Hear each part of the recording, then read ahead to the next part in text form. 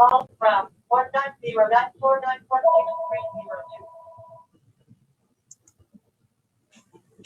เจริญพรท่านสาธุชนทั้งหลาย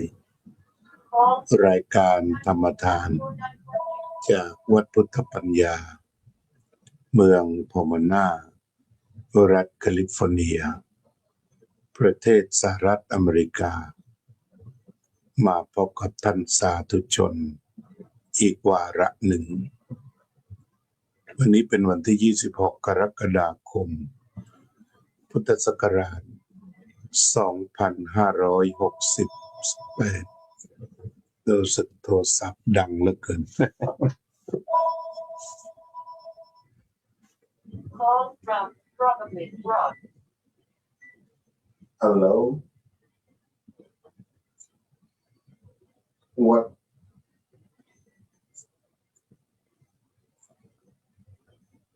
Oh, I'm going to work.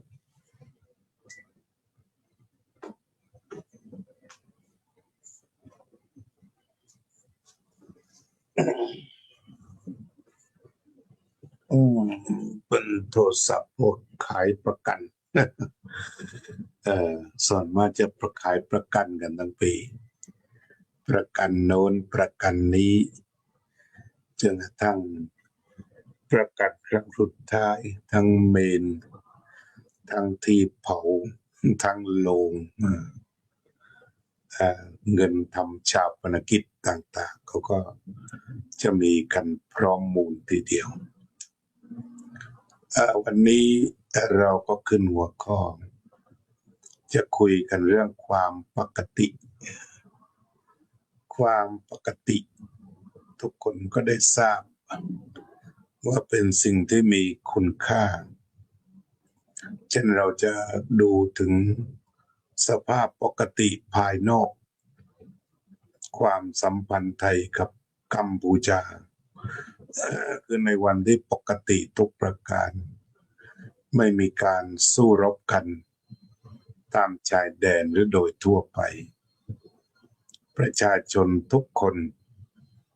ที่มาเยือนหรือว่าอยู่ระหว่างประเทศก็จะมีความสุขด่านทุกด่านสามารถเปิดได้หมดสถานที่โบราณสถานต่างๆก็สามารถที่จะเข้าไปเที่ยวไปดูไปชมโรงเรียนตามชายแดนก็สามารถไปเรียนหนังสือได้ชีวิตความเป็นอยู่สะดวกสบายและก็ปลอดภัยความปกติภายนอกบ้านเมืองก็ทำให้ปลอดภัยอย่างเมื่อหลายปีที่แล้วเผลอก็เดินขบวนกันแต่ว่าพอมาปัจจุบันนี้ในกรุงเทพก็ปลอดภัยสงบปกติก็สามารถที่จะทำมาหากินเรียนหนังสือกันได้ความปกติจึงมีคุณค่าสูงสุดของคนทั้งโลกหากมองไปถึงคู่รบใหญ่ๆเช่นยูเครนรัสเซียพอความไม่ปกติปรากฏขึ้นการส่งออกธัญพืชต่างๆอย่างของยูเครนซึ่งส่งออกพวกข้าวสาลีพวกนี้ไปยังประเทศต่างๆก็ทำไม่ได้เลยปลูกก็ไม่ได้ขนส่งก็ไม่ได้ผลผลิตก็ไม่มี เงินทุกบาททุกสตางค์ก็นำไปใช้ซื้ออาวุธฆ่ากันโดยตรงแต่ถ้าเป็นสภาวะปกติเงินทุกบาททุกสตางค์สามารถลงไปสู่หมวดการพัฒนาเช่นการพัฒนาคนการพัฒนาถนนหนทางการพัฒนาสาธารณูปโภคนั่นสิ่งที่โลกจะต้องเรียนรู้ร่วมกันในวันนี้ก็คือจะต้องเรียนรู้ร่วมกันที่จะอยู่กันอย่างปกติไม่ว่าในระดับใดไม่ว่าส่วนใดมันก็แสดงกันว่าเมื่อไรมันไม่ปกติ แต่ความวุ่นวายและผลกระทบต่อบุคคลต่อทรัพย์สินมีมาถึงตายอย่างสงครามก็คือตายกันแต่ไม่มีอะไรมากไปกว่าความตายและผู้บัญชาการก็มักจะไม่ตายแต่ว่าผู้ที่ตายก็อาจจะเป็นลูกหลงเป็นชาวบ้านเป็นทหารต่างๆซึ่งต้องนับศพกันละทีนี้การมานับศพบอกกันเนี่ยเป็นเรื่องที่สะท้านใจที่สุดวันนี้ตายเท่านั้นวันนั้นตายเท่านี้มันเป็นความตายที่เราสามารถยุติกันได้มันเป็นความตายความบาดเจ็บที่ไม่เกิดได้นอกจากว่าโรคระบาดพวกนี้ก็เราก็หยุดยากแต่เรื่องสงครามเนี่ยถ้ามนุษย์ใช้สติใช้ปัญญาใช้เมตตากรุณากันก็สามารถที่จะหยุดสงครามได้สมัยที่ไม่มีสื่อเขามีคำว่าราชการลับราชการลับเนี่ยมันก็จะทำให้การเจรจาต่างๆดำเนินไปได้โดยไม่กระทบจิตใจของคนทั่วไปแต่มันเป็นเรื่องของคู่เจรจาแต่ตอนนี้ก็เรียกว่าไปดักฟังการเจรจาแล้วก็นำมาปล่อยพอฟังดูแล้วมันก็เกิดเรื่องบานปลายในภายในใจก็ไม่ปกติใจปกติอยู่ดีๆพอได้ฟังการสนทนาพูดคุยกันซึ่งสมัยก่อนการพูดคุยเหล่านี้ก็เรียกว่าเป็นการเจรจาทางลับเอกสารลับแล้วก็จะแถลงอะไรมันก็เป็นเรื่องทางการคือรัดกุมไตรตรองดีแล้วแต่ละคำที่จะปล่อยก็จะไม่กระทบกระเทือนจิตใจงั้นเราก็เห็นว่าไอ้ความปกติของสังคมความปกติของประเทศมันนำมาซึ่งความสงบก็นำความสุขมาให้พระพุทธเจ้าตรัสไว้แท้จริง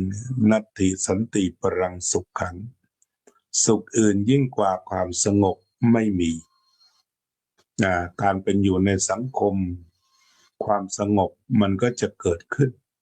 ถ้าไม่ขัดแย้งไม่ทะเลาะเบาะแว้งก็จะต้องเรียนรู้ร่วมกันว่าสังคมที่ไม่ขัดแย้งเป็นสังคมที่เป็นสุขที่พระพุทธองค์ตรัสไว้อย่างไรถึงสังคมที่ไม่ขัดแย้งพระองค์ก็ตรัสไว้ว่า1เมตตากายกรรมต้องมีความเมตตาต่อกันแสดงออกทางท่าทีต่างๆต่อกัน2เมตตาวจีกรรมเป็นการพูดด้วยเมตตา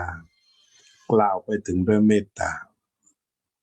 3เมตตามโนกรรมปรารถนาดีปรารถนาที่จะให้สัตว์ทั้งหลายที่ร่วมโลกนี้ฉะนั้นสิ่งที่พระพุทธองค์สอนมีความลึกซึ้งมากก็คือให้รักชีวิตทุกชีวิต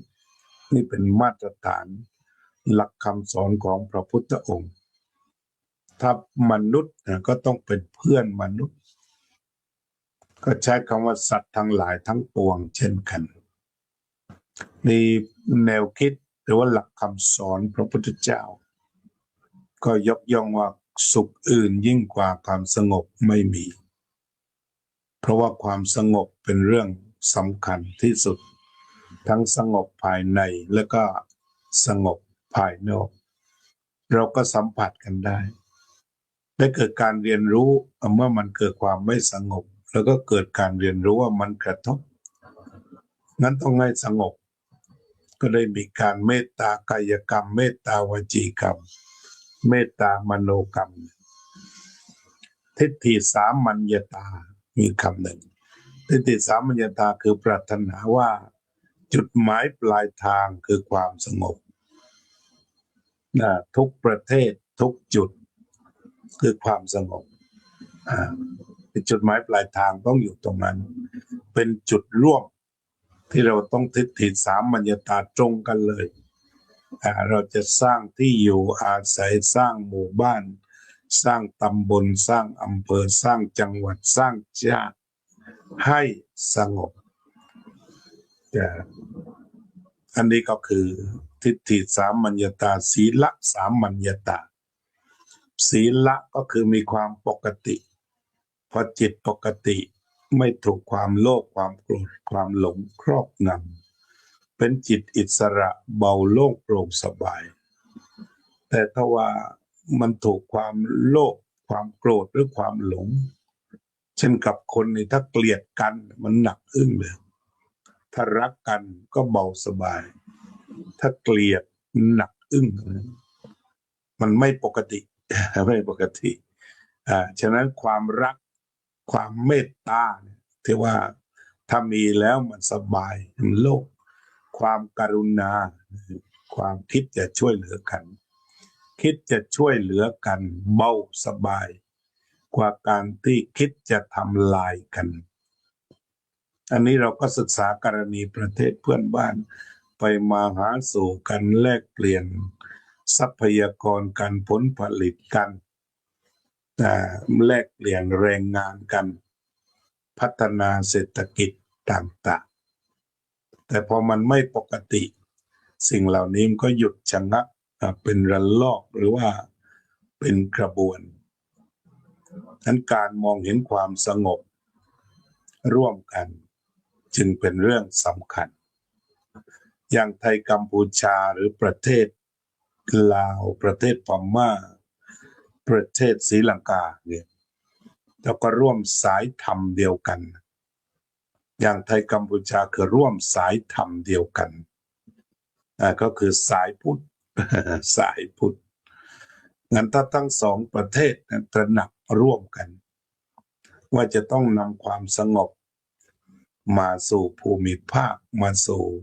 ประเทศเรานี้ที่อยู่นี้โดยไวแล้วประชาชนทั่วไปก็จะอยู่เย็นเป็นสุขนั้นหน้าที่หลักของผู้นำประเทศหรือว่าคู่เจรจา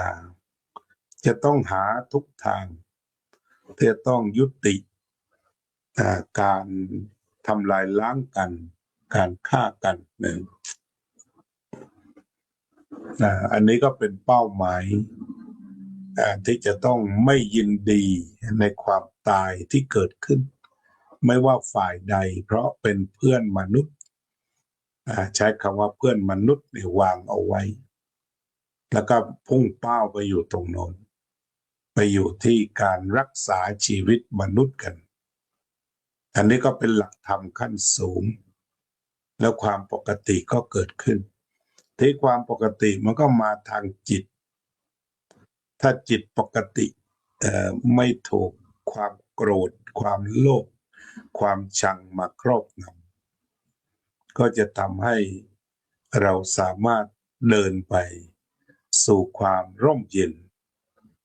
นั่นหลักอีกข้อหนึ่งนอกจากถือกฎหมายที่เป็นกลางที่เป็นธรรมอันนำมาซึ่งความสุขการใช้กฎหมายก็ต้องใช้เพื่อความสงบสุขเพื่อความร่มเย็นทุกมาตราที่มีอยู่ถ้าว่าพุ่งไปสู่ว่ามันต้องไปสู่ความสงบคือไม่ได้หมายความมีกฎหมายแล้วก็สร้างความขัดแย้งได้ตลอดมันต้องหากฎหมายร่วมกันการอยู่ร่วมกันด้วยสันติมีคำว่า peaceful coexistence อยู่ร่วมกันด้วยสันติแล้วก็สาธารณโภคีนั่นแหละประเทศทั้งสองฝั่งก็จะต้องมาบริโภคร่วมกันคือมีการแลกเปลี่ยนทรัพยากรกันแลกเปลี่ยนผลผลิตกันแลกเปลี่ยนปัจจัยสี่กันตรงนี้ก็ใช้ได้ทั้งโลกสาธารณโภคีแต่ว่าฐานก็คือต้องการปกติภายนอกไม่มีการสู้รบกันปกติภายในคือสงบจากการรบกวนของนิวรณ์ เช่นสงบจากความรักเกินไปความชังเกินไปความซึมเศร้าเซ็งเบื่อหน่ายแล้วก็ความสับสนจิตว่างโล่งโปร่งสบายคิดสิ่งใดก็คิดไปเพื่อความปกติของชีวิตของใจก่อนใจปกติงั้นชาวพุทธปฏิบัติธรรมไว้ก็คือระวังใจให้ปกติ ระวังใจให้มันไม่หวั่นไหวแล้วก็มองสิ่งใดตามจริงในก็วิถีของชาวพุทธที่จะต้องตระหนักกันเสมอถึงพระธรรมเหล่านี้วันนี้ก็คุยถึงปกตินอกก็จะทำให้ธุรกิจกิจการชีวิตดีบ้านเมืองน่าอยู่โลกน่าอยู่เป็นโลกที่น่าอยู่เป็นโลกที่สวยงามก็สร้างด้วยใจดวงหนึ่งที่มีใจเมตตากรุณาแล้วก็ปั้นโลกนี้มาให้สวยงามน่าอยู่อาศัยถ้าเราจะเจริญสมาธิภาวนาแผ่เมตตาแผ่บุญทั้งหมดแก่ผู้ที่เป็นเหยื่อของสงครามทั้งนักรบเองแล้วก็ทั้งผู้ที่ไม่ได้เกี่ยวกับการรบแต่ได้เสียชีวิตไปแล้วก็ขอตั้งจิตอธิษฐานให้ท่านเหล่านั้นจงไปสู่สุคติแต่ที่จะต้องอธิษฐานดังๆก็คือให้การรบจบเร็ว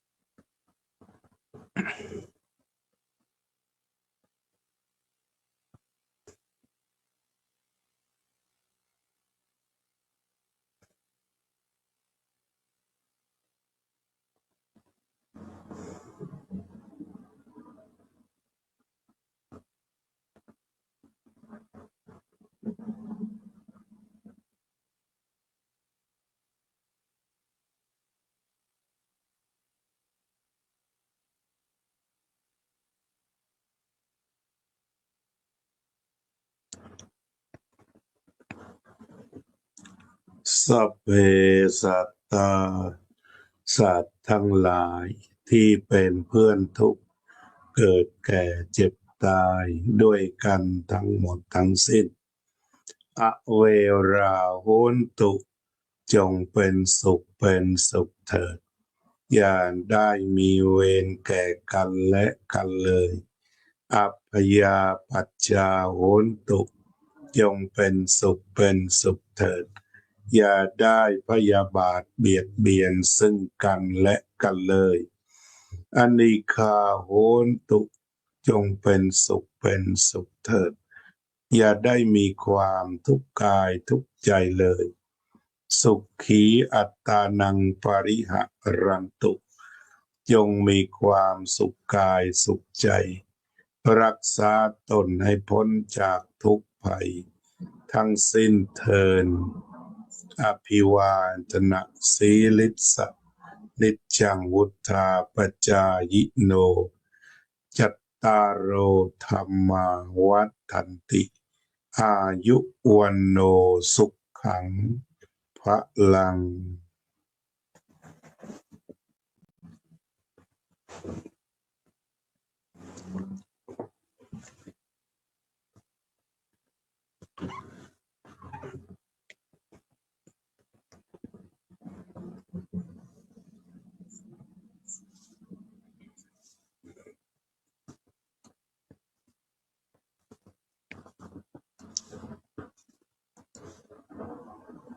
เจริญพร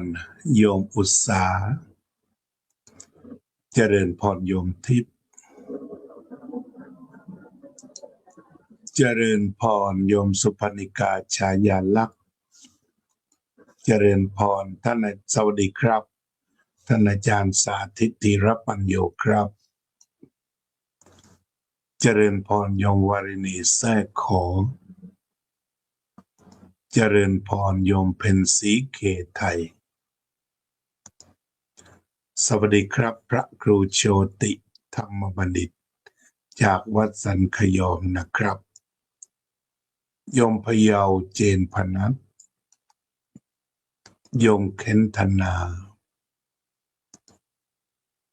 โยมสุนิตวงศ์สุเทพไปร่วมงานมุทิตาสักการะ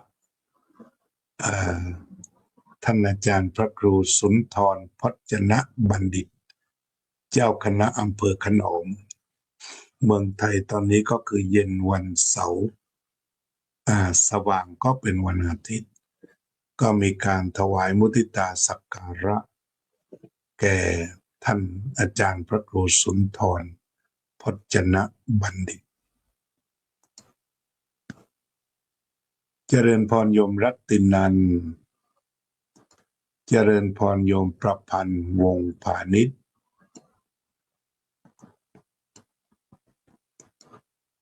เจริญพรโยมอุบลอินทวงศ์เจริญพรโยมรัศนาเจริญพรโยมโจ้เจริญพรโยมทัพพิชาเจริญพรโยมจิรสา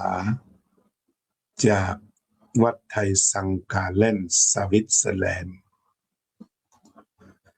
เจริญพรโยมพรทิพย์กัญญาภิพัฒน์โยมอุตสาฟังธรรมะอาจารย์จากซาปาประเทศเวียดนามโยมจิรสาสาธุ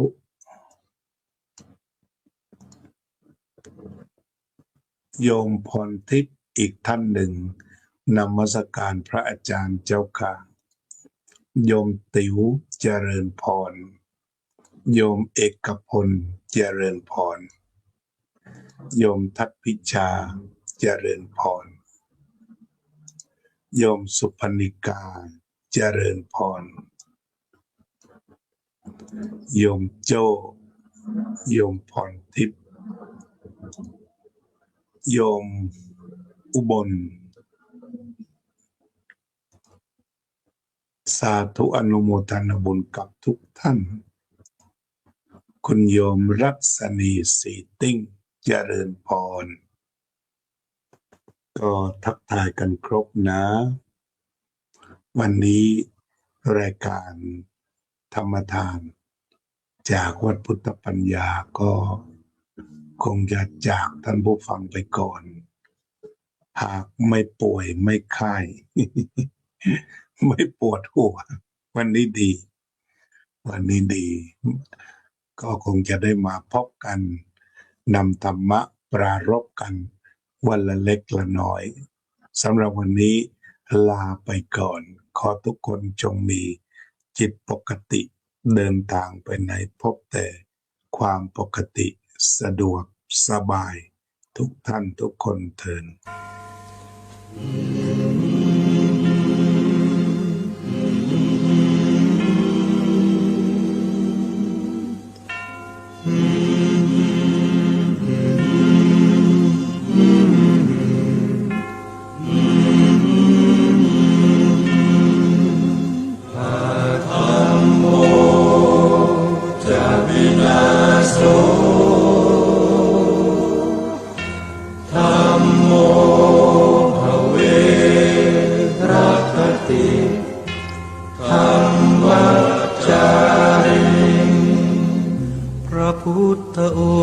งค์ท่านทรงตรัสรู้ ท่านทรงตรัสรู้ เป็นสัพพัญญูตรัสสอนความจริง ตรัสสอนความจริง ว่าธรรมะย่อมชนะทุกสิ่ง เป็นที่พึงพิงแก่ผู้ประพฤติชอบธรรม ธัมโมจะวินาโสธัมโมภเวรัคติธัมมัจจาริง อำนาจใดๆก็ตาม ย่อมถึงความพินาศถ้าขาดธรรมะประจำ ไม่มีใครอยู่ค้ำฟ้า เราต่างเกิดมาใช้กรรม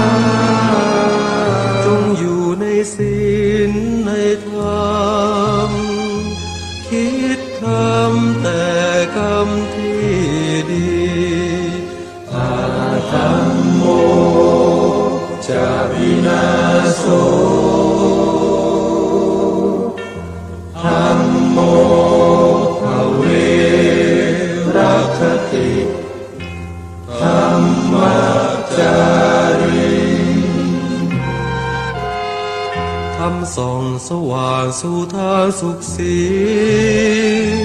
คำจุนโลกนี้นิรันดร์ ธัมโม